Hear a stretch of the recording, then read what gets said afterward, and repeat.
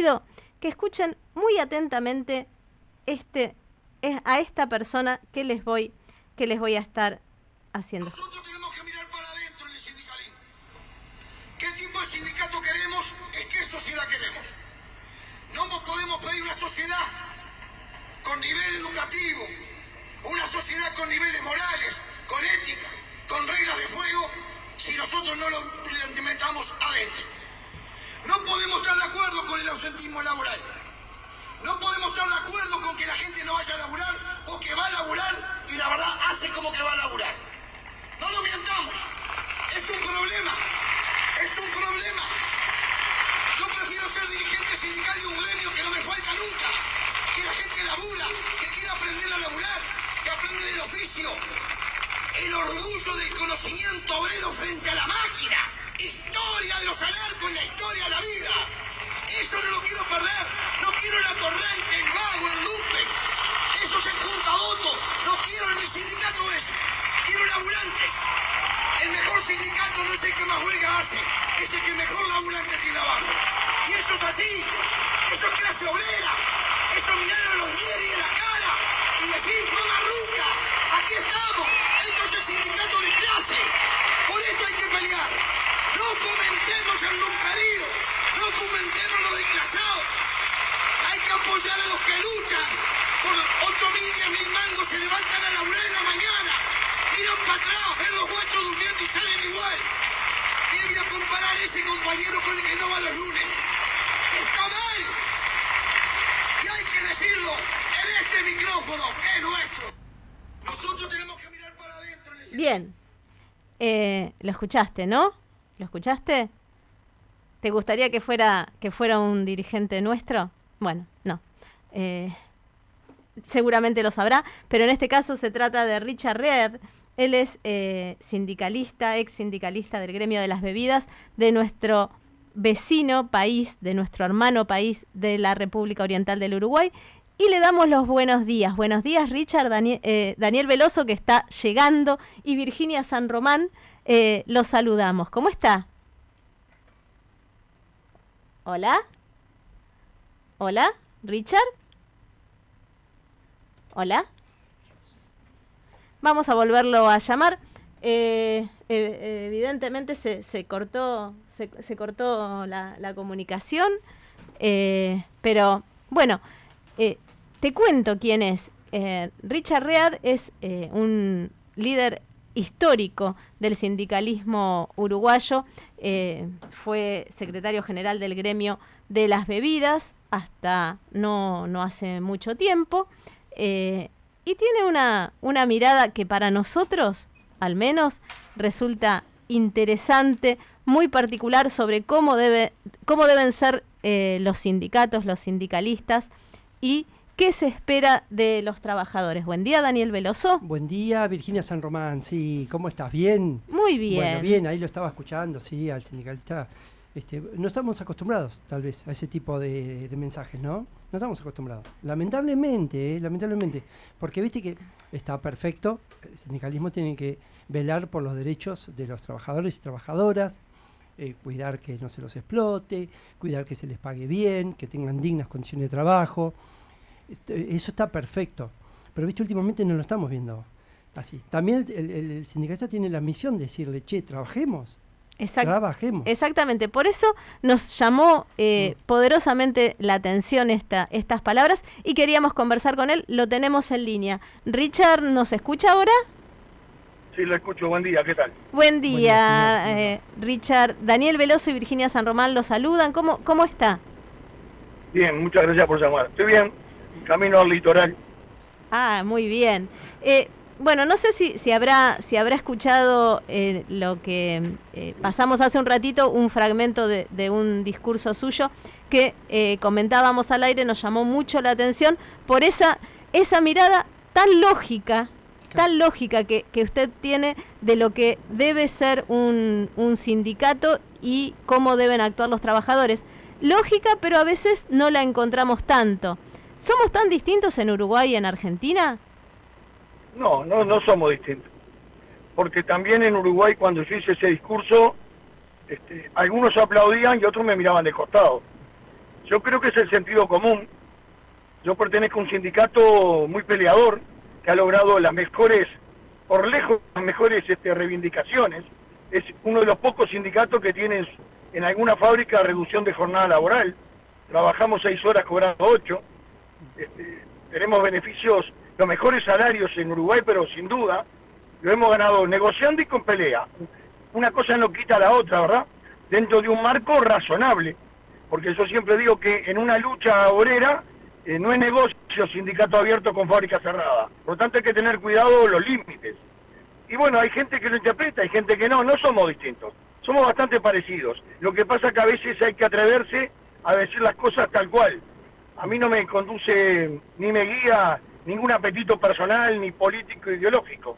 Por lo tanto creo en el sentido común del laburante y reivindico al que trabaja. Reivindico al hombre que se esfuerza, se sacrifica, que es solidario, que busca mejoras, ¿verdad? Que reivindica condiciones de trabajo, pero también que el mundo, la sociedad, se comprende con un equilibrio de derechos y obligaciones. Creer que solamente son derechos lo que tenemos y no tenemos obligaciones, bueno, ese desequilibrio enferma a la sociedad. En cualquier índole, en cualquier parte del mundo, los equilibrios son muy importantes. Creo que fue un discurso que trató de equilibrar justamente ese desequilibrio que muchas veces está con una mirada a veces muy miope o muy creer que del lado nuestro están los buenos y enfrente están todos los malos. Ni pelado ni con 2 pelucas. Señor, ¿qué tal? Mucho gusto, Richard. Daniel Veloso lo saluda. Encantado. Encantado. Sí. Ese discurso que usted dice, ¿en qué momento fue y las circunstancias que motivaron su alocución? Ese discurso, yo soy orador del primer acto del 1 de mayo en dictadura, que fue el 1 de mayo del 83. El lunes pasado cumplió 40 años ese acto, que nos hicieron un homenaje en conmemoración de los 40 años. Ese discurso fue en los 30 años del 1 de mayo del 83, fue en el 2013. Yo estaba presidiendo el sindicato de la bebida, yo sigo en el gremio, me retiré por un costado, la dirección la tienen otros compañeros que vienen con mucha fuerza, con mucho ímpetu, porque hay un tema de recambio generacional y hay que tener en cuenta que eso es muy importante. Eso fue en el 2013, se viralizó en el 2018, y bueno, por suerte al día de hoy se sigue escuchando y se sigue identificando uno con el discurso. A mí me han preguntado, colegas de ustedes acá en Montevideo, bueno, ¿y qué pasó? Y se agravó, ese diagnóstico del 2013 se agravó. Hay una sociedad que la conducta, los valores, la cultura del trabajo cambió, se sustituyó por otra, distinta, mejor, peor, pero bueno, el diagnóstico del 2013 al día de hoy está grabado. Qué paradoja, ¿no, señor? Que cuando uno habla de obligaciones, ¿no? Yo creo que el dirigente sindical tiene esa responsabilidad también de hablar de obligaciones, pero acá se omite mucho eso, se omite muchísimo, se habla mucho de los derechos, que me parece válido y perfecto reclamarlos, y necesarios, son necesarios. Pero a veces, paradójicamente, si usted habla de obligaciones, parece que lo tildan de poco más de tirano y del dictador, que lógicamente no lo es. O de estar con la patronal. Exacto. A ver, cualquier sociedad sana se construye, si no tuviéramos obligaciones y solo derechos, sería algo muy complicado, ¿no? Sería vivir en una dictadura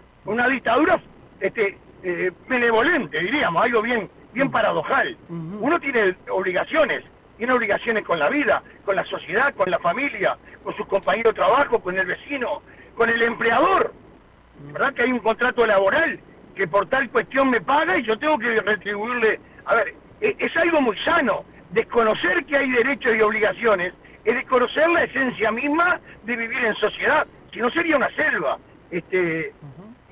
Yo las críticas, ya estoy viejo y cacoteado, le presto atención según de dónde provengan, ¿verdad?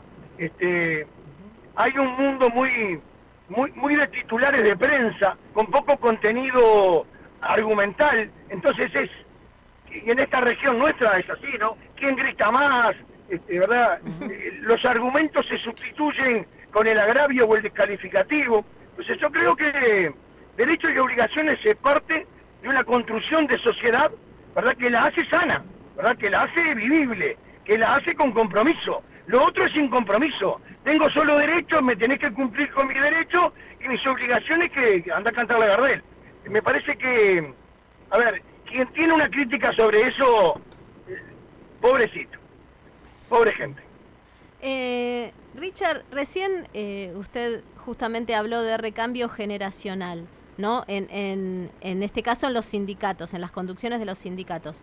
A veces vemos, le hablo de nuestro caso, yo no sé cómo será en Uruguay, que los jóvenes que vienen con toda esa energía que es maravillosa, a veces como que no le prestan atención, menosprecian la experiencia o lo que puedan aportar las generaciones más grandes. ¿Allá es igual o usted tiene otro panorama? A ver, yo no creo que la capacidad sea un tema generacional. Conozco gente mayor muy tonta, brillante.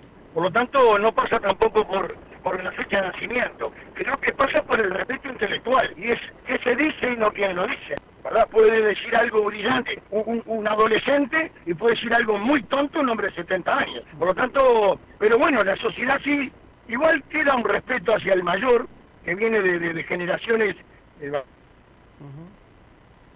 Hola, ¿verdad? Sí. De hábitos y de culturas que nos anteceden. Sí. Hola. Hola, sí, lo empezamos a escuchar cortado, debe ser porque justamente está en viaje. Sí, a ver ahora si me... Ahí sí. No, lo que yo estaba diciendo, que, a ver, el tema de la intelectualidad no es un tema generacional, ¿verdad? Hay gente joven brillantes y hay gente mayor muy tonta.